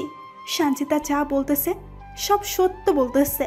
জানেন ভাইয়া, আজ মাসখানেক থেকে সঞ্জিতা সাহস পাচ্ছে না আপনার কাছে যাবার। সে বারবার বলতেছে সঞ্জিতা আপনার সাথে অন্যায় করে আপনি মেনে নেবেন না। তাই তো আমরা ওকে জোর করে আপনাকে ফোন দিয়ে নিয়ে এখানে আনিয়েছি। আমি কি তার কাছে খেলার পুতুল নাকি? তোদের আগেই বলেছি, এই নষ্টা খারাপ মেয়েকে কোনোদিনও আপন করে নিবে না ও। তোরা তো আমার কথা শুনলি না, আমাকে তো আর কোনো সুযোগও দিল না সে। এই, কে বলেছে তুমি খারাপ? কে বলেছে তুমি নষ্টা? তুমি তো আমার কাছে সেই আগের মতোই পবিত্র। তোমাকে কোথাও যেতে হবে না, শুধু আমাকে একটু ভালোবাসা দিলে হবে। সাথে সাথে সঞ্জিতা কার বান্ধবীর সামনে আমাকে এই প্রথমবার জড়িয়ে ধরলো। আমাকে জড়িয়ে ধরে কান্না করতে থাকলো সঞ্জিতা। এই পাগলি, আর কান্না করতে হবে না, আমি তো আছি। আমি তোমাকে ভালোবাসা দিয়ে তোমার সব অতীত মুছে দিব। তোমাকে আর কাঁদতে হবে না, আমি তোমার পাশে আছি। আমি জানি তো তুমি আমাকে অনেক ভালোবাসো। তারপর সেখানে একটু ঘুরে তারা চলে গেল রংপুরে। সঞ্জিতা এখন নিয়মিত আমার সাথে যোগাযোগ করে, নিয়মিত তার সাথে আমার কথা হয়। সঞ্জিতা একদিন তার বাড়িতে এসে আমাকে নিয়ে একটু ঘুরতে বের হলো। আমরা এলাকাটা একটু ঘোরাফেরা করে আমাদের কলেজের বান্ধবী ইতির বাড়িতে গেলাম। ইতি আমাদেরকে দেখে নাস্তা নিয়ে আসলো, আমরা তা খেলাম। আমাদের দুজনের প্রেমের কথা আমাদের সব বন্ধু বান্ধবীকে জানিয়ে দেই আমরা নিজেই। তারপর ইতি বাইরে গেলে সঞ্জিতা বলতে লাগলো, সত্যি তোমার মতো করে এই পৃথিবীতে কেউ আমাকে ভালোবাসে নাই। তোমার ভালোবাসা পেয়ে আমি আমার কালো অতীত ভুলে গেছি। এখন বুঝেছি দেহের ভালোবাসার চেয়ে মনের ভালোবাসা 1000 গুণ দামি আর পবিত্র। তোমার ভালোবাসা পাওয়ার পর তো আমি নতুন করে বাঁচতে শিখেছি। আমি চাই তুমি খুব দ্রুত আগে বাড়িটা করো, তারপর তোমার ঘরে আমাকে তোলো। এখন অনেক সময় লাগবে, আমার কাছে এখন তেমন কোনো টাকা নাই। কারণ আমার কারণে তোমার অনেক ক্ষতি হয়ে গেছে। আজ আমি তোমাকে অনেক কষ্টের দিকে নিয়ে গেছি। ওসব বাদ দাও তো, ইনশাল্লাহ 1 বছরের মধ্যে নিজের বাড়ি করব। আমি তোমাকে নিয়ে এই জীবন পার করে দিতে চাই। তোমার মাঝে আমার সুখ খুঁজে পেয়েছি আমি। আমিও তোমার সাথে জীবন পার করে দিতে চাই। তোমার সাথে আমি বেঁচে থাকতে চাই, মরে যেতে চাই। সেখান থেকে আমরা চলে আসি। তারপর থেকে আমি আর সঞ্জিতা সময় পেলে দেখা করি, কথা বলি। আমরা দুজন অনেক জায়গায় ঘুরতে যাই। ঠিক স্কুল কলেজ জীবনের মতো শুরু হয়ে গেল। আমরা একে অপরের প্রতি অনেকটা নির্ভর হয়ে পড়ি। দেখতে দেখতে সঞ্জিতার পড়াশোনা প্রায় শেষের পথে আসে। আমিও জমি কিনে বাড়ি করে ফেলি। আমি আবারও আগের মতো বেশি বেশি রোজগার করতে থাকি। অনেক বড় ঘরের মেয়ে সঞ্জিতা, তাকে তো একটু হলেও ভালো রাখতে হবে। সে তো এখন বড় ডাক্তার হচ্ছে, তাকে ভালোভাবে দেখাশোনা করা লাগবে। তো একদিন রাতে সঞ্জিতা আমাকে ফোন দিল। আজ এত রাতে ফোন দিলে যে, কোনো কি সমস্যা তোমার? আমার না কিছু টাকা লাগবে, অনেক প্রয়োজন। কত টাকা লাগবে তোমার? এই তো 30,000 টাকা লাগবে আমার। কালকে তোমাকে দিয়ে দিব। তুমি সত্যি অনেক ভালো, তুমি সত্যি আমাকে অনেক বেশি ভালোবাসো। তোমার জন্য যদি জীবন দিতে পারি, এটা কোনো ব্যাপার হলো? আচ্ছা তাহলে ঘুমাও, কালকে তোমার সাথে কথা হবে। সঞ্জিতা ফোন কেটে দিল। আমিও ঘুমিয়ে গেলাম। পরের দিন বড় আম্মার কাছ থেকে টাকা নিয়ে চলে গেলাম সঞ্জিতার কাছে। আমি ওর হোস্টেলের সামনে অটো দাঁড় করিয়ে সানজিদাকে ফোন দিলাম। সানজিদার সাথে সাথে হোস্টেলের বাইরে চলে এলো। আমি সানজিদার হাতে টাকা দিয়ে দিলাম। তুমি আজ এই টাকা দিয়ে আমার যা উপকার করলে আমি তা তোমাকে বলে বোঝাতে পারবো না। তোমার সামান্য কাজে আসতে পেরেছি, এটাই অনেক। তোমাকে সাহায্য করব না তো কাকে সাহায্য করব? তুমি ছাড়া আমার জীবনে বা আর কে আছে? তোমার মতো একজনকে পেয়ে আমি সত্যি অনেক খুশি। তোমার মতো করে কেউ ভালোবাসতে পারবে না। তোমাকেও পেয়ে আজ অনেক খুশি আমি। সেদিন সানজিদাকে টাকা দিয়ে বাড়ি চলে আসলাম আমি। আমার সাথে সানজিদার ভালোবাসা গভীর থেকে গভীরে যেতে থাকলো। আমি এখন অনেকটা সানজিদা নির্ভর হয়ে গেছি। আমার এখন দিনরাত সানজিদা ছাড়া চলে না। সানজিদাকে টাকা দেওয়ার পর 2 দিন সানজিদার সাথে আমার কথা হয়। এই 2 দিনে বুঝেছি সানজিদা এখন আমাকে সত্যি অনেক ভালোবাসে। 3 দিনের দিন রাত 10টার সময় সানজিদা আমাকে ফোন দিল। কি করো তুমি?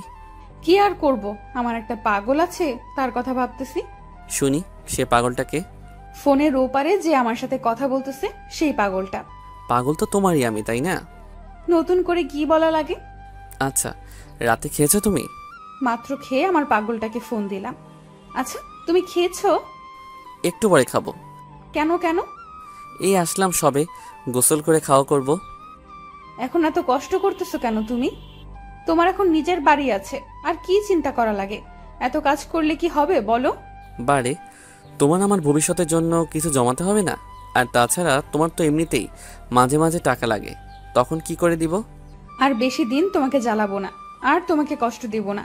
আর মাত্র কয়েকটা মাস চলে গেলে আমি পুরো দমে একজন ডাক্তার হব। তখন আর তোমার কাছ থেকে টাকা নেব না, তোমাকে কোনো কাজও করতে দিব না। কাজ না করলে কি করব আমি? তুমি শুধু আমাকে ভালোবাসবে আর আমার সাথে থাকবে, বুঝলে? আমি একাই কি ভালোবেসে যাব? তুমি আমাকে ভালোবাসবে না? তোমার কি এই বিষয়ে কোনো সন্দেহ আছে? নিজের থেকেও বেশি বিশ্বাস করি তোমাকে, আর সন্দেহ করব তোমাকে আমি? আমি জানি আমার পাগলটা আমাকে অনেক ভালোবাসবে আর বিশ্বাস করবে। তুমিও তো আমার থেকে আমাকে কম ভালোবাসো না। সানজিদার সাথে আরো নানা রকম বিষয় নিয়ে আমার কথা হলো। শেষে সানজিদা আমাকে বলল, এই শোনো, কালকে আমাদের ব্যাচের ছেলেমেয়েরা কক্সবাজার যাব। কেন যাবে হঠাৎ? মেডিকেলের কিছু প্র্যাকটিক্যাল আছে, সেই বিষয়ের জন্য। আরে বাবা, পড়াশোনার জন্য যাবে, আমাকে কি সেটা বলা লাগে? না মানে না মানে কি বলো? টাকা লাগবে? সেদিনে তো টাকা দিলে, টাকা লাগবে না। তাহলে? আসলে আমরা 5 দিনের জন্য সেখানে যাচ্ছি, আর 5 দিন তোমার সাথে কোনো কথা বলতে পারবো না, তাই। আরে দূর, এটা কোনো ব্যাপার হলো? তোমার পড়াশোনা আগে, তারপর আমি। তারপরও আমার তোমাকে ছেড়ে যেতে মন সায় দিচ্ছে না। আরে বাবা, তোমার পড়াশোনা শেষ হলে তো আমি সবসময় তোমার সাথেই থাকতেছি। তোমাকে খুব মনে পড়বে আমার সেখানে। এই ভুলেও পড়াশোনা করার সময় আমার কথা মনে করবে না, বুঝলে?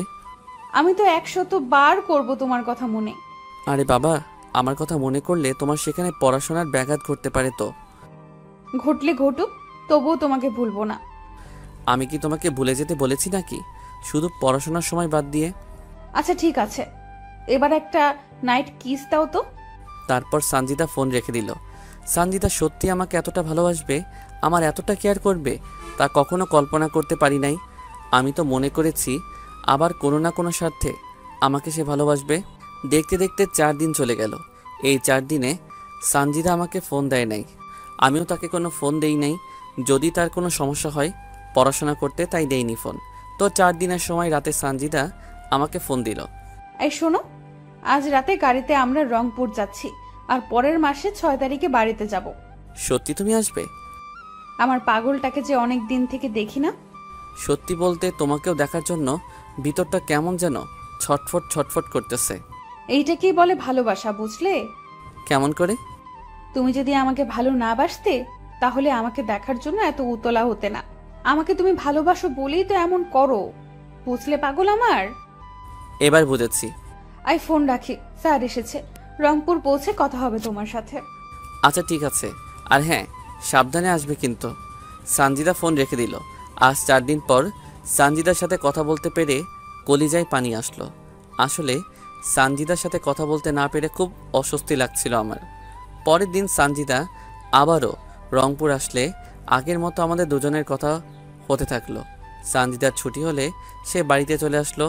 এসে আমার সাথে সে খুব ক্লোজভাবে চলাফেরা করা শুরু করলো। সানজিদা আমার সাথে এতটাই ক্লোজ হয়ে চলতেছে, নিজেকে কন্ট্রোল করে রাখাটা অনেক দায়। তো এভাবে প্রায় সপ্তাহ আমরা একসাথে চলাফেরা করেছি, অনেক জায়গায় ঘুরেছি।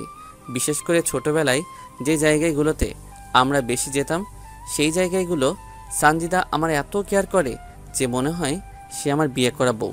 আমি সামান্য আঘাত পেলে অস্থির হয়ে যায় সানজিদা ওর ওড়না দিয়ে বারংবার আমার শরীরের ঘাম মুছে দেয়। কোথাও খেতে গেলে আমাকে নিজ হাতে খাইয়ে দেয়। একটা আইসক্রিম দুজনে খাই, কোনো কোক বা ঠান্ডা নিলে সেটাও দুজনে একসাথে খাই স্ট্র দিয়ে। আমাকে নিয়ে ভবিষ্যতে কিভাবে সংসার করবে সব বলতেছে। আমাকে এমনভাবে সে ভালোবাসা শুরু করে দিয়েছে, আমি যদি ওকে ছেড়ে দেই তাহলে সে মরে যাবে এমন অবস্থা। আমাকে সব সময় তার দুহাত দিয়ে আমার হাত জড়িয়ে ধরে থাকে।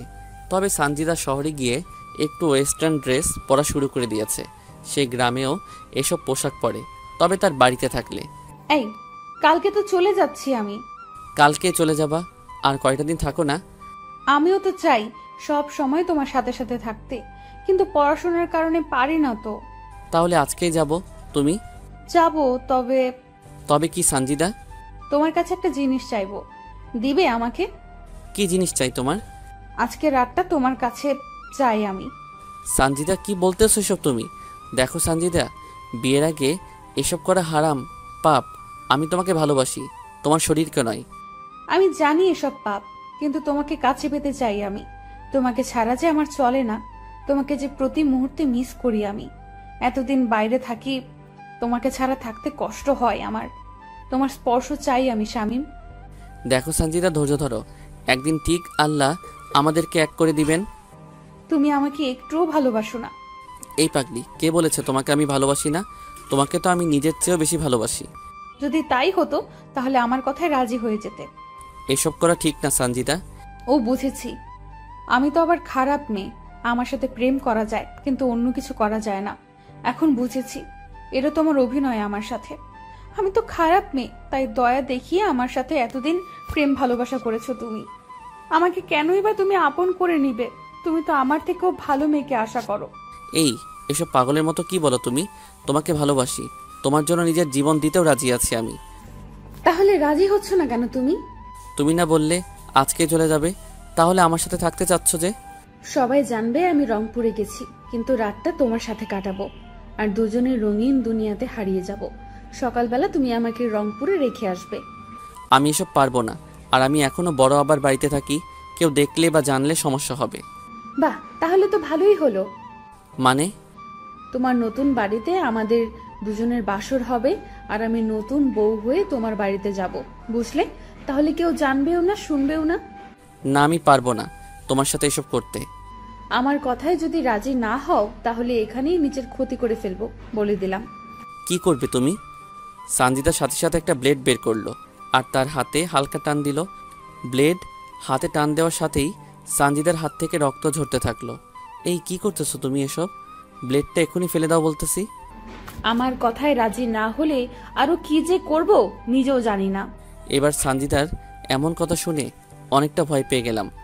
ওর হাতটাও আমাকে ধরতে দিতেছে না, আর ওর হাত থেকে রক্ত ফোটায় ফোটায় পড়তেছে। এমন দৃশ্য দেখে অনিচ্ছা সত্ত্বেও রাজি হয়ে গেলাম। আমি রাজি আছি তোমার প্রস্তাবে। প্লিজ এবার হাতটা কোনো কিছু দিয়ে বাঁধো। বলতে হবে না, সাথে স্যাবলন আর তুলো নিয়ে এসেছি। আমি সানজিদার এরকম কাহিনী দেখে নিজেই অবাক।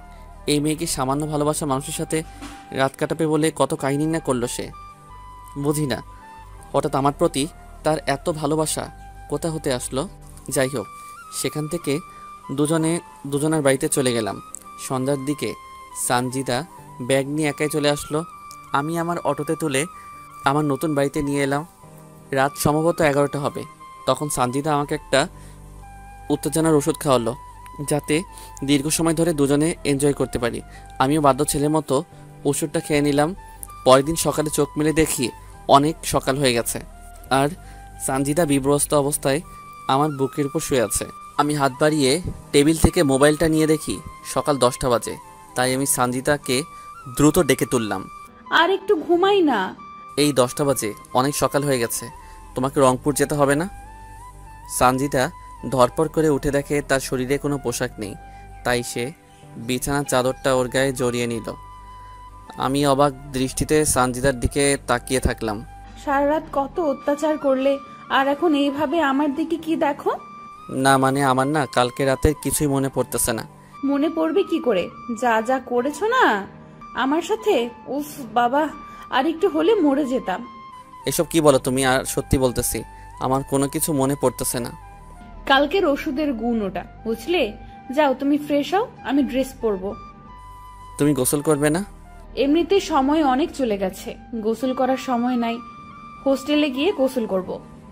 তাই বলে এই শরীরে যাবে তুমি? অত কথা বলার সময় নাই, যাও মুখ ধুয়ে আসো, রংপুর খাওয়া দাওয়া করবো, যাও তো। তাই বলে উফ, তুমিও না বেশি বেশি, যাও তো। আমিও ঘর থেকে বের হয়ে টিউবওয়েলে গিয়ে হাত মুখ ধুয়ে ঘরে এলাম। এসে দেখি সানজিদা জিন্স টপস আর মাথায় ওড়না পেঁচিয়ে নিয়েছে। আমি অটো বের করে সানজিদাকে অটোতে তুলে নিলাম। অটোতে করে সানজিদাকে রংপুরে ওর হোস্টেলে দিয়ে আবার অটো নিয়ে চলে আসলাম। রংপুরেও আর কোনো খাওয়া হলো না, শুধু দৌড়ের উপরে রেখেছে আমাকে, কোথাও অটো দাঁড় করাতেও দেয়নি সানজিদা। বাড়িতে আসার পর বড় আম্মার কাছ থেকে খাবার নিয়ে খেলাম। তারপর অটো নিয়ে বেরিয়ে পড়লাম নিত্যদিনের মতো। ভালোবাসা এমন একটা জিনিস, সেখানে বিশ্বাস আর ভরসা রাখা চাই, যা আমি সানজিদাকে করি। সানজিদা যাবার 20 দিন পর আমাকে ফোন দিল। তোমার জন্য একটা খুশির সংবাদ আছে। কি খুশি সংবাদ আছে? আমার লজ্জা করতেছে বলতে। আরে খুশি সংবাদ দিতে আবার লজ্জার কি আছে? এটা যদি তুমি বুঝতে তাহলে কখনো বলতে না। যদি লজ্জা করে তো বলার দরকার নাই। এই তুমি রাগ করো কেন? বলতেছি তো। তো বলো। তুমি বাবা আর আমি মা হতে চলেছি। কি? সত্যি বলতেছি, তুমি বাবা হচ্ছ। আমি? কেমন করে? সেদিন রাতের কথা ভুলে গেলে? তোমার আর আমার যা হয়েছিল তার ফল এটা। এটা কি করে সম্ভব? সব সম্ভব, বুঝলে? আর একটা প্রাপ্তবয়স্ক ছেলে মেয়ে যা করলে খুব দ্রুত হয়, তাই হয়েছে। তো তুমি আসো, আমরা বিয়ে করে নেই। আমি কালকে বাড়িতে যাইতেছি, তখন সব বিস্তারিত কথা হবে। ঠিক আছে তাহলে, ফোন রেখে দিলাম। কিন্তু আমি বুঝতেছি না এটা কেমন করে হয়। আমার তো মনেই হচ্ছে না সানজিদার সাথে আমার খারাপ কোনো সম্পর্ক হয়েছে। যদি সানজিদা অন্য কারোর সাথে এমন করে প্রেগনেন্ট হয়, তার দায়ভার আমার উপর চাপিয়ে দেয়। ছি ছি, এসব আমি কি ভাবতেছি? সানজিদা এমন কোনো কাজ করবে না, কারণ সানজিদা আমাকে ভালোবাসে, অন্য কাউকে না। আর সানজিদা আমাকে মিথ্যা কথা কেনই বা বলবে? আমি জানি সানজিদা আমাকে অনেক ভালোবাসে। পরের দিন আর অটো নিয়ে বাইরে গেলাম না। সারাদিন বাড়িতে ছিলাম, কিন্তু দিন গড়িয়ে সন্ধ্যা হলো, তবুও সানজিদা আসলো না। রাতে সানজিদা আমাকে ফোন করে আমার নতুন বাড়িতে যেতে বলল। আমি সেখানে গিয়ে দেখি সানজিদা আগে থেকে এখানে এসেছে। তুমি কখন আসলে? এই তো মাত্র আসলাম আমি। চলো আজকেই তোমাকে বিয়ে করব, আর আমাদের পবিত্র সম্পর্কের সন্তানকে সমাজের চোখে স্বীকৃতি দেই। না, তা আমি চাচ্ছি না। মানে? আমি এই সন্তান পৃথিবীতে আনতে পারবো না। কেন? দেখো শামীম, আমার নিজের ক্যারিয়ার এখনো ঠিক হয়নি, এর মাঝে আমি এসব ঝামেলায় পড়তে চাই না। আরে বোকা, সমস্যা কি? আমি তো আছি। যতদিন তোমার ক্যারিয়ার ঠিক না হয় ততদিন তোমাকে চালাবো। সেটা বড় কথা নয়, আমরা যতই বিয়ে করি না কেন আমার পেটের সন্তান তো নাজায়েজ। কি বলো এসব তুমি? ঠিক কথাই তো বলেছি, কারণ আমরা বিয়ের আগেই শারীরিক সম্পর্কে নিজেদেরকে জড়িয়েছি। এখন যতই বিয়ে করি না কেন আমাদের পেটের সন্তান কিন্তু নাজায়েজ, বৈধ হবে না। আমি অত কিছু বুঝি না। আমার সন্তানকে আমি পৃথিবীর আলো বাতাস দেখাতে চাই। আমি সেটা কোনোভাবেই পারবো না শামীম। সবাই জানাজানি হলে আমাদের সন্তানকে সবাই নাজায়েজ সন্তান বলবে। আমি মা হয়ে তা সহ্য করতে পারবো না। কেউ জানলে না বলবে। এখন তো মানুষ বিয়ের বছরের মধ্যেই বাবা মা হয়ে যায়, আর আমাদের না হয় তাই হবে। সমস্যা কি? তুমি বুঝতে পারতেছো না, আমার বন্ধু বান্ধবী ওরা কি ভাববে, আমার মেডিকেল টিচার ওনারা কি ভাববে, আমার পরিবার। বোঝার চেষ্টা করতেছো না কেন তুমি? তো এখন কি করতে চাও তুমি? অ্যাবর্শন করতে চাই আমি। এটা করা কি ঠিক হবে? একটা নিষ্পাপ শিশুকে মেরে ফেলবে, যে কিনা এখনো পৃথিবীর আলো বাতাস দেখলো না। তুমি যদি মেয়ে হতে তাহলে বুঝতে কেন এমন কঠোর সিদ্ধান্ত নিতেছি। আমারও তো ইচ্ছে করে আমার সন্তান বেঁচে থাকুক, কিন্তু ঠিক আছে, যা করলে তোমার ভালো হয় তাই করিও। কিন্তু একটা সমস্যা হয়ে গেছে। কি সমস্যা? আমার কাছে কোনো টাকা নাই, কিভাবে অ্যাবর্শন করাবো? কত টাকা লাগবে? এই 20,000 টাকা হলে হবে। অ্যাবর্শন করতে 20,000 টাকা লাগে? তা তো আগে কখনো শুনিনি। আমি জানি সিজার করতে, সন্তান জন্ম দিতে এত টাকা লাগে। আর এখন অ্যাবর্শন করাতেও এত টাকা লাগে? বেশি বুঝো তুমি। আগে আমার কথাটা শুনবা তো নাকি? কি কথা? সামনের 17 তারিখ থেকে আমার পরীক্ষা আছে। আমি যদি কালকেও অ্যাবর্শন করি তাহলে প্রথম পরীক্ষা আমি দিতে পারবো না। তার মানে সে পরীক্ষাতে আমি ফেল করব। তাই ফেল যেন না আসে, তাই টাকা চাচ্ছি যাতে পাস করতে পারি আর ডাক্তার হতে পারি। তোমাকে যেন আর কোনো কষ্ট করা না লাগে, আমিও তোমাকে দ্রুত বিয়ে করে সংসার করতে পারি। ও, এবার বুঝেছি। তুমি থাকো, আমি বড় আম্মার কাছ থেকে টাকা নিয়ে আসি। সেখান থেকে আমি বড় আব্বার বাড়িতে আসলাম। তারপর বড় আম্মার কাছ থেকে টাকা নিলাম। তখন বড় আম্মা বলতেছে, বাবা, তুই এত টাকা নিয়ে কি করিস? একজনকে দিব। জুয়া টুয়া খেলিস না তো? সেদিনই 30,000 টাকা নিলি, আজ আবার 20,000 টাকা নিলি। এভাবে টাকা নিলে কিভাবে কি করবি তুই? আরে বাবা, টাকা তো আর নষ্ট হচ্ছে না, আমি একটা ব্যাংকে রাখতেছি, বুঝলে? তুই যা ভালো বুঝিস বাবা। বড় আমার কাছ থেকে টাকা নিয়ে এসে সানজিদার হাতে দিলাম। তারপর সানজিদা সেই রাতেই আবার চলে গেল। সে নাকি কাল সকালে অ্যাবর্শন করবে। আমি যেন তাকে 3 দিন ফোন না দেই। সে নাকি সেই সময় খুব অসুস্থ থাকবে। সানজিদা চলে যাওয়ার পর সানজিদার সাথে আমার 3 দিন কোনো কথা হয়নি। 3 দিন পর সানজিদা নিজেই আমাকে ফোন দেয়, কথা হয়। তো এভাবে চলতে থাকে আমাদের প্রেম ভালোবাসা। তো সেদিন আমি আবারও রংপুর দোকানের মাল কিনে আনার জন্য গেলাম। আসার পথে চিন্তা করলাম সানজিদার সাথে একটু দেখা করে আসি। তাই তার কলেজ ক্যাম্পাসে চলে গেলাম। গিয়ে দেখি সানজিদা আজ শাড়ি পরে এসেছে, সাথে তার আরও 2টা বান্ধবীও। আমাকে দেখা মাত্র সানজিদা ওর বন্ধু বান্ধবীর কাছ থেকে আমার কাছে আসলো। হঠাৎ তুমি এখানে কিসের জন্য এসেছো? না মানে, রংপুর এসেছে একজনের দোকানের মাল কিনতে, তাই ভাবলাম তোমার সাথে একটু দেখা করে যাই। ভালো করেছো। তোমার ক্লাস নাই, আর এরকম সেজে কলেজে এসেছো কেন? ক্লাস শেষ করেছি আর বন্ধুরা সহ একটা পার্টিতে যাব একটু পরে। পড়াশোনা বাদ দিয়ে পার্টিতে কি তোমার? আরে বাবা, এটা কোনো বাজে পার্টি না, আমাদের এক বান্ধবীর বিয়ের রিসেপশনের পার্টিতে যাচ্ছি, বুঝলে? ও, এবার বুঝেছি। আমাকে কি বিশ্বাস হয় না? কি যে বলো না তুমি, তোমাকে আমার বিশ্বাস হবে না? তাহলে এভাবে বলো কেন? আর এইভাবে বলবো না। আমাদের কথা শেষ হয়নি, একটা ছেলে বাইক নিয়ে সরাসরি আমাদের কাছে আসলো আর এসেই সানজিদাকে বলল তার বাইকে উঠতে। ছেলেটা দেখতে অনেক সুন্দর আর হ্যান্ডসাম, ড্রেস আপও বড় লোক বাবার ছেলের মতো। যে কোনো মেয়ে তার প্রেমে পড়তে বাধ্য হবে। আর তার কথা বলার ধরন দেখলে মনে হবে যেন তার কথায় মিষ্টি মিশানো। আচ্ছা শামীম, তাহলে তুমি বাড়িতে যাও, আমি এবার পার্টিতে যাই, এমনিতে অনেক দেরি হয়ে গেল। তারপর সানজিদা ছেলেটার বাইকে করে চলে গেল। হতে পারে ছেলেটা সানজিদার বন্ধু, তাই হয়তো সানজিদা তার সাথে গেল। আমি আর কোনো কিছু না ভেবে বাড়িতে চলে আসলাম। যার মাল কিনতে গেছিলাম তাকে তার মাল বুঝিয়ে দিয়ে ভাড়া নিয়ে নিলাম। একা আছি, পাশে কেউ নাই, আর খবর নেবেই বাকে। একাকিত্ব বড় যন্ত্রণাদায়ক, তবুও আপনাদের একটু মন ভালো রাখার জন্য পর্ব দিলাম। জানি না কবে এসব ভোগান্তি থেকে বের হব। সত্যি, ডিপ্রেশন মানুষকে মৃত্যুর দিকে নিয়ে যায়। তো হঠাৎ একদিন সানজিদার বাবা আমার অটোতে করে কিছু মালামাল তার বাড়িতে নিয়ে গেল। তো সেই মালামালগুলো আমি তাদের বাড়ির ভিতরে ঢুকিয়ে দিতেছি। যখন শেষবার তাদের বাড়িতে ঢুকবো, হঠাৎ অনেকগুলো মেয়ের হাসির আওয়াজ আমার কানে আসলো। আমার মন বলতেছে সানজিদা বাড়িতে এসেছে, তা না হলে এত মেয়ে তো এদের বাড়িতে আসার কথা না। কৌতূহল বশত আমি সেই হাসির আওয়াজের দিকে এগিয়ে যেতে থাকলাম। তখনও আমার কাঁধে সানজিদার বাবার কেনা চাউলের বস্তা। তখন আমি উকি মেরে দেখতে থাকলাম সানজিদা আছে কিনা। আমি উকি দিয়ে দেখি সানজিদা একটা ছেলেকে জড়িয়ে ধরে আছে, আর ছেলেটা কেউ নয়, সেদিনের বাইকের ছেলেটা। এবং তার বান্ধবীরা নানা রকম কথা বলতেছে। তোর সাথে রাপি ভাইয়াকে সেই মানিয়েছে। দেখতে হবে না পছন্দটা কার? তো ভাইয়ার সাথে কি বিয়ে দেবে তোর বাবা? আরে দিবে না কেন, তাছাড়া আপু আছে না। আপু কি করবে আবার? এ তো আপুর দেবর, বুঝলি?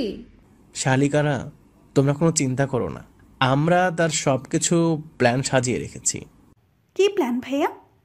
আরে, আমরা কোর্ট ম্যারেজ করে রাখবো, পরে না মেনে নিলে আমরা পালিয়ে যাব।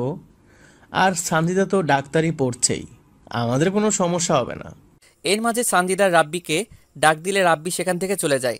তখন সানজিদার সেই বান্ধবী, মানে যার কথাতে সানজিদাকে মেনে নিয়েছিলাম, সে বলতেছে, সানজিদার শামীম ভাইয়াকে কি এভাবে ঠকানো ঠিক হচ্ছে তোর?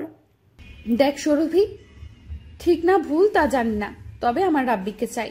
তাছাড়া আদ্রিয়ান আমাকে ধোকা দেওয়ার পর এই রাব্বি আমাকে সঙ্গ দিয়েছে। আর শামীম ভাই? ওটা ছিল মাত্র একটা সাপোর্ট। কারণটা হলো আদ্রিয়ানের সাথে আমার ফোনে ঘন্টার পর ঘন্টা কথা বলার অভ্যাস ছিল, তাই সেই ঘাটতিটা শামীমকে দিয়ে পূরণ করেছি। তাহলে শামীমের কাছ থেকে যে টাকাগুলো নিতি?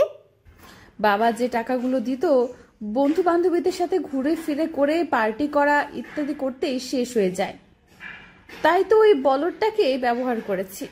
তবে বলদটার টাকা দিয়ে আমার অনেক উপকার হয়েছে। মানে? দেখ, তোরা তো আমার বান্ধবী, আর তোরা তো আমার সব কথাই জানিস, তাই এসবও জেনে রাখ। শামীমের টাকা দিয়ে আমি পড়াশোনা যা লাগে তা ব্যবহার করছি, আর রাব্বির সাথে রুম ডেট করতে ব্যয় করছি। তবে রাব্বিও আমাকে টাকা দেয়, কিন্তু তেমন দিতে পারে না, কারণ সেও পড়াশোনা করে। তখন তার একটা বান্ধবী বলতেছে, কিভাবে প্রেগনেন্ট হলি, কিভাবে শামীমের কাছ থেকে টাকা নিলি, অ্যাপ্রেশন করালি, তা খুলে বল। কি, তুই আবারও প্রেগনেন্ট হয়েছিলি? চুপ, আসতে বল, কেউ শুনতে পারবে। তাহলে এবার রাব্বির সাথেও রুম ডেট করে তুই প্রেগনেন্ট হয়েছিলি? হ্যাঁ, হয়েছিলাম। যদি আদ্রিয়ানের মতো রাব্বিও তোকে ছেড়ে চলে যায়? যাবে না, কারণ সে আমাকে আদ্রিয়ানের মতো ভালোবাসে না, বুঝলি? আর আমরা কয়েকদিনের মধ্যেই বিয়ে করতেছি, কোর্টের মাধ্যমে। আমি সানজিদার কথা শুনে নিজেকে বিশ্বাস করতে পারতেছি না। আমি কাকে বিশ্বাস করেছি? কোনো শত্রু তো এমন বেইমানি করে না, আর তাকে তো কোনো স্বার্থে ভালোবাসি নাই আমি। তখন আবারও বলা শুরু করলো, তো কি এসব করলি তুই বলতো? আদ্রিয়ান যখন আমাকে ধোকা দিল তখন আমি অনেকটা আপসেট হয়ে পড়ি। আমার হাতে তেমন টাকা বা অন্য কেউ ছিল না, আর আমি তখন শামীমের সাথে সব যোগাযোগ বন্ধ করে দেই। তারপর কি হলো? তোদের সামনে সুইসাইডের নাটক করি, যাতে তোরা আমাকে আবারও শামীমের কাছে অবধি পৌঁছে দিতে পারিস। তাই তুই আমাদেরকে ব্যবহার করলি? ঠিক তাই। তারপর কি কি করলি তুই? তারপর তো শামীমকে রাজি করালাম। আমার সে সময় টাইম পাসের কেউ ছিল না, প্লাস টাকারও প্রয়োজন ছিল আমার। শামীমের সাথে কথা বলতে বলতে হঠাৎ আমার রাব্বির কথা মনে পড়ে যায়। রাব্বির কথা কেন? আরে বলতেছি তো, আমার আপুর যখন বিয়ে হয় সে সময় রাব্বি আমাকে প্রপোজ করে, আর আমি তাকে ঝুলিয়ে রাখি। আদ্রিয়ান আমাকে ছেড়ে দেওয়ার পর আমি রাব্বির সাথে যোগাযোগ করি, আর রাব্বিও রাজি হয়ে যায়, কিন্তু আমার তেমন একটা কথা বলতো না, তাই আমি রাব্বির সাথে প্রেম আর শামীমের সাথে অভিনয় করি। আর তুই প্রেগনেন্ট হলি কি করে? রাব্বি তো পড়াশোনা নিয়ে ব্যস্ত থাকে, আর দেখতে অনেক সুন্দর, বাবার টাকা পয়সা গাড়ি বাড়ি আছে, আর রাব্বির সাথে অনেক মেয়ের সুসম্পর্ক, তাই আমি রাব্বিকে নানা রকম অজুহাত দেখিয়ে রাজি করাই।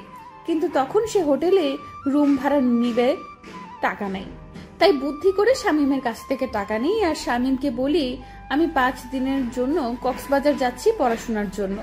সেখানে গিয়ে আমি আর রাব্বি রুম ডেট করি, আর আমাদের সেই সময়কার কিছু ভিডিও আর পিক তুলে রাখি, যাতে রাব্বি আমাকে ছেড়ে না যায়। একেই বলে ধোকা খেলে অন্যকে কিভাবে ধোকা দিতে হয়। তারপর কি করলি? সেখান থেকে রংপুর আসার কিছুদিন পর জানতে পারি আমি আবারও প্রেগনেন্ট। তাই বুদ্ধি করে বাড়িতে চলে আসি, আর শামীমের সাথে এমনভাবে মিশি যেন সে আমাকে কাছে পাওয়ার জন্য পাগল হয়। কিন্তু শালা বোকা, কিছু কাজের না, তাই আমি তার সাথে শারীরিক সম্পর্ক করার জন্য বলি। পরে রাজি হলে তাকে ঘুমের ওষুধ খাওয়াই, আর সে কিছু জানে না। পরে কি হলো? পরে তাকে ফোন করে বলি আমি প্রেগনেন্ট আর সে বাবা হতে যাচ্ছে। সে শুনে তো খুশিতে পাগল হবার অবস্থা। পরে তার বাড়িতে গিয়ে বলি আমি এ বাচ্চা নিব না। তার সে কি কান্না, আর পারে না পায়ে পড়ে। পরে শামীমকে বুঝিয়ে সুজিয়ে রাজি করাই, আর অ্যাবর্শন করার কথা বলে আরো 20,000 টাকা নেই। আর রাব্বি জানে শামীমের সাথে আমার প্রেমের অভিনয়ের কথা। শামীম ভাইয়ের সাথে এসব কেন করতে গেলি? কেন তার জীবনটা নষ্ট করতে গেলি তুই? তোর জন্য তো সে অনেকটা পাগল। তোর সব কিছু জানার পরে ও তো তোকে আপন করে নিয়েছিল। কোন মেয়েটা টাইম পাস না করে? সবাইকে এক ভাবিস না। আরে রাগ করিস কেন? সবার কথা তো বলি নাই, এমন অনেকে আছে যারা টাইম পাস করে। আমিও নিজেকে ভালো রাখার জন্য শামীমকে ব্যবহার করেছি। একটা বিষয় বুঝলাম না, শামীম ভাইয়ের সাথে তোর কিভাবে পরিচয় হলো? দুজনে একসাথে একই স্কুলে কলেজে পড়েছি, সেখান থেকে পরিচয়। সত্যি বলতে তার সাথে কোনো সম্পর্ক করার ইচ্ছা ছিল না। তাহলে? ও খুব ভালো ছাত্র ছিল, আর আমি পড়াশোনা তেমন পারতাম না, তাই তাকে ব্যবহার করেছি। আর এমন ভাবে তার সাথে কথা বলেছি আর মিশেছি মনে হবে তাকে ছাড়া আমি অচল। আর যখন দেখলাম আমার জন্য শামীম সব করতে পারে, সব করতে প্রস্তুত, তখন তো নিজেকে ধন্য মনে করা শুরু করলাম। আর তাকে দিয়ে কত টাকা হাতিয়েছি তার হিসাব নেই। এতে আমার পড়াশোনার হাত খরচ, পোশাক, চলাফেরা করা খুব ভালো হয়েছে। একটা এতিম গরিব ছেলের সাথে এসব করা কি তোর ঠিক হয়েছে? যদি শামীম জানতে পারে বা তার নিজের কোনো ক্ষতি করে? জানতে দিলে না জানবে, রাব্বিকে বিয়ে করে ওকে বলবো বাড়ি থেকে জোর করে বিয়ে দিয়ে দিছে, বাস শেষ, ইচ্ছা খতম। এগুলো করা ঠিক হচ্ছে তোর, সঞ্চিতা? এই বেশি কথা বলিস না তো। তোদের জন্য রাব্বির সাথে একান্ত সময় কাটাতে পারতেছি না, তার চেয়ে বরং রাব্বিকে নিয়ে শামীমের বাড়ি গিয়ে একটু মজা করি। আমি সানজিদার এমন সব কথা শুনে কাঁধ থেকে চাউলের বস্তা নিচে ফেলে দিলাম। আমি ভাবতেও পারতেছি না এত বড় বেঈমান মানুষ কেমন করে হয়, এত সুন্দর অভিনয় মানুষ কেমন করে করতে পারে। হঠাৎ সানজিদার বাবা আমাকে বলে তার আরও কিছু নিয়ে আসা লাগবে। আমি সানজিদার বাবা সহ আবারও বাজারে গেলাম। বাজারে যাওয়ার পর সানজিদা আমাকে ফোন দিল। কেমন আছো তুমি? এই তো বাইরে আছি। আমি তোমার বাড়িতে আছি, কিছুক্ষণ পর আসো, ঠিক আছে? ঠিক আছে। তারপর সানজিদার বাবা আরও কি কি যেন কিনলো, সেখানে আরও সময় ব্যয় হলো। সেগুলো নিয়ে তার বাড়িতে দিয়ে আমি আমার নিজের বাড়িতে গেলাম। বাড়ির ভিতর ঢুকে দেখি দরজা খোলা। আমি একটু এগিয়ে গিয়ে দেখি রাব্বির ছেলেটা সহ সানজিদা শারীরিক সম্পর্ক করতেছে। এবার আর নিজেকে ধরে রাখতে পারলাম না। এবার সানজিদাকে উচিত শিক্ষা দিতে হবে আমার। রাব্বির সাথে যৌনতা শেষ হলে রাব্বি সানজিদাকে বলতেছে, বললে না তো এটা কার বাড়ি? আমার স্কুলের একটু বন্ধুর বাড়ি, আমার সাথে পড়াশোনা করত। এবার তুমি যাও, ও এসে এভাবে তোমার সাথে দেখলে সমস্যা হবে। তারপর রাব্বি ঘর থেকে বের হলো। আমি আড়ালে চলে গেলাম আর সানজিদা মাটিতে পড়ে থাকা কাপড় তুলে পড়তে লাগলো। আমি সেই সময় ঘরে ঢুকলাম। আমাকে আচমকা দেখে সানজিদা ঘাবড়ে গেল আর ঘামতে লাগলো। বর্তমান চারিদিকে তাকিয়ে দেখি সব কয়েদি, জেলার মৎস্য অফিসার, শিক্ষা অফিসার, সবার চোখে পানি, শুধু জজের চোখে পানি নাই। মেয়েটাকে তুমি মেরেছো? ঠিক কাজ করেছো তুমি। এমন বেঈমান মেয়ের বেঁচে থাকার কোনো কারণ আমি দেখি না। বলো না কিভাবে মারলে তাকে? তাহলে শুনুন অতীত। আরে এই শীতের মধ্যে তুমি এভাবে ঘামতেছো কেন? কই ঘামতেছি আমি? এই দেখো তোমার কপালে ঘাম। সানজিদা সাথে সাথে আমাকে জড়িয়ে ধরলো। আমিও এই সুযোগে সানজিদাকে বিছানায় ফেলে দিলাম আর ওর ওড়না বুক থেকে নিয়ে ছিঁড়ে দুই ভাগ করলাম। এক অংশ দিয়ে ওর দু হাত বাঁধলাম আর এক অংশ দিয়ে ওর দু পা বাঁধলাম।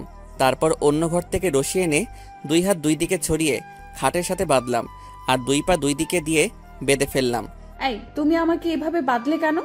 আর আমার ওড়নাই বা কেন ছিঁড়ে ফেললে? জানেমান সেদিন রাতে কি করেছি তা আমার মনে নাই, কিন্তু সেদিন রাতের মনে না থাকা কাজটা আজ করব। তাই বলে এইভাবে বেঁধে কেউ এসব কাজ করে? আমি তোমার প্রেমিকদের মতো করে ওসব করব না, একটু অন্যরকম ভাবে করব। ঘর থেকে বের হয়ে রান্নাঘরে গিয়ে একটা রামদা লবণ আর শুকনা মরিচের গুঁড়া নিয়ে আসলাম। এসব কেন নিয়ে আসলে তুমি? চুপ কর, তোর জন্য আজ আমার করুণ অবস্থা। এই তোর কি ক্ষতি করেছি আমি? কেন আমার সাথে বেইমানি করলি তুই? মানে? তুই যদি আমাকে ভালো না বাসবি তাহলে কেন এমন অভিনয় করলি তুই আমার সাথে? তোর যদি অন্য ছেলেকে ভালো লেগে থাকে তাহলে কেন আমাকে তোর জীবনে জড়ালি? এসব কি বলো তুমি? আমি তখন তার বাড়ির সব কথা বলে দিলাম। এসব শুনে সানজিদা ভয় পেয়ে গেল। জানেমান যত কষ্ট আমাকে দিয়েছিস তার চেয়ে 1000 গুণ কষ্ট তোকে দিব আমি। কি করবে তুমি? তুই শুধু দেখো আর চিৎকার করো। আর কোনো কিছু বললাম না।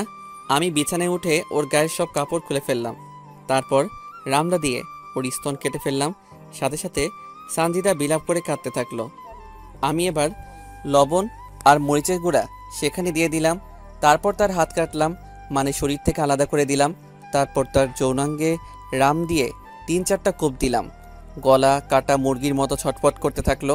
সেখানেও লবণ আর মরিচের গুঁড়া দিয়ে দিলাম। আমার খুব কষ্ট হচ্ছে, তার চেয়ে আমাকে একেবারে মেরে ফেলো, আমি আর সহ্য করতে পারতেছি না। ঠিক এই রকম ঝড় আমার বুকে হচ্ছে। তোর জন্য কি করি নাই? তোর জন্য নিজের ক্যারিয়ার সংসার নষ্ট করেছি, তোর জন্য নিজেকে শেষ করে ফেলেছি। এইটুকু স্বার্থ নিয়ে তো তোকে ভালোবাসি নাই, এমনকি তোর শরীরটাকেও না। তাহলে কেন আমার সাথে এত বড় প্রতারণা করলি?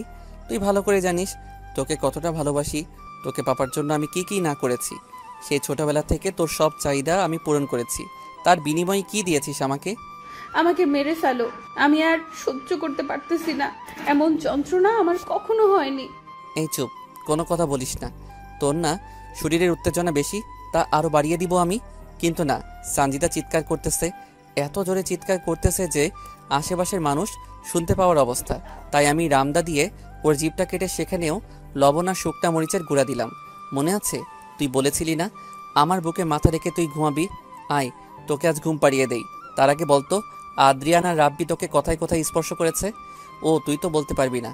তার আমি রামদা দিয়ে সেসব জায়গা কেটে দিয়ে তোকে পবিত্র করে আমার বুকে রেখে তোকে ঘুম পাড়িয়ে দেই। তারপর রামদা দিয়ে তার কপাল থেকে পা পর্যন্ত এমনভাবে কেটেছি যা বাংলাদেশের ইতিহাসে এমন করে কাউকে মেরেছে কিনা জানি না। আমি এবার সানজিদার দু পা কেটে ফেললাম। তখন অবধি সানজিদার দেহে প্রাণ ছিল। শেষে সানজিদার পেটে কয়েকটা কোপ দেই আর সাথে সাথে সানজিদাকে আমার বুকে জড়িয়ে ধরি, আর সেখানে সে শেষ নিঃশ্বাস ত্যাগ করে। সানজিদাকে এত যন্ত্রণা দিয়ে মেরেছি যা ভাষায় বলে বোঝাতে পারবো না। তাকে তো আমি ভালোবাসতাম, আমাকে বললে তো তার জীবন থেকে সরে যেতাম। কেন সে বারবার আমার সাথে ছলনা করলো? কেন বেইমানি করলো সে? আমি তো কোনো স্বার্থ নিয়ে তাকে ভালোবাসি নাই। অনেকক্ষণ সানজিদার দিকে চেয়েছিলাম, তারপর নিজেই 999 কল দিয়ে বলি আর কিশোরগঞ্জ থানা থেকে পুলিশ এসে এসব দেখে ভয় পায়, তারপর আমাকে নিয়ে থানায় যায়। বর্তমান সবাই এবার ভয়ের চোখে আমার দিকে তাকিয়ে আছে, আর সবাই অনেক দূরে দূরে চলে গেছে। কিছুক্ষণ আগেও আমার জন্য যাদের চোখে পানি ছিল এখন আমাকে দেখে তারা ভয়ে কাতর। তুমি কি মানুষ? এভাবে কেউ কাউকে এত কষ্ট দিয়ে মারে? জজ সাহেব, শামীম সত্যি কি অপরাধী? মানুষে মানুষ মেরে ফেলার মতো পাপ আর হয় না। সে দুনিয়াতে যেমন সবার চোখে নিকৃষ্ট হয়, পরকালে তাকে জাহান্নামে থাকতে হবে। আমি নিজেও বলতে পারবো না সত্যি কি অপরাধী শামীম। তারপর আর কি, যা রায় ছিল তাই হয়েছে। সত্যি কি অপরাধী আমি? সবাই 5 ওয়াক্ত নামাজ কায়েম করি এবং সাবধানতা অবলম্বন করি। বোনেরা পর্দা করে চলার চেষ্টা করবেন।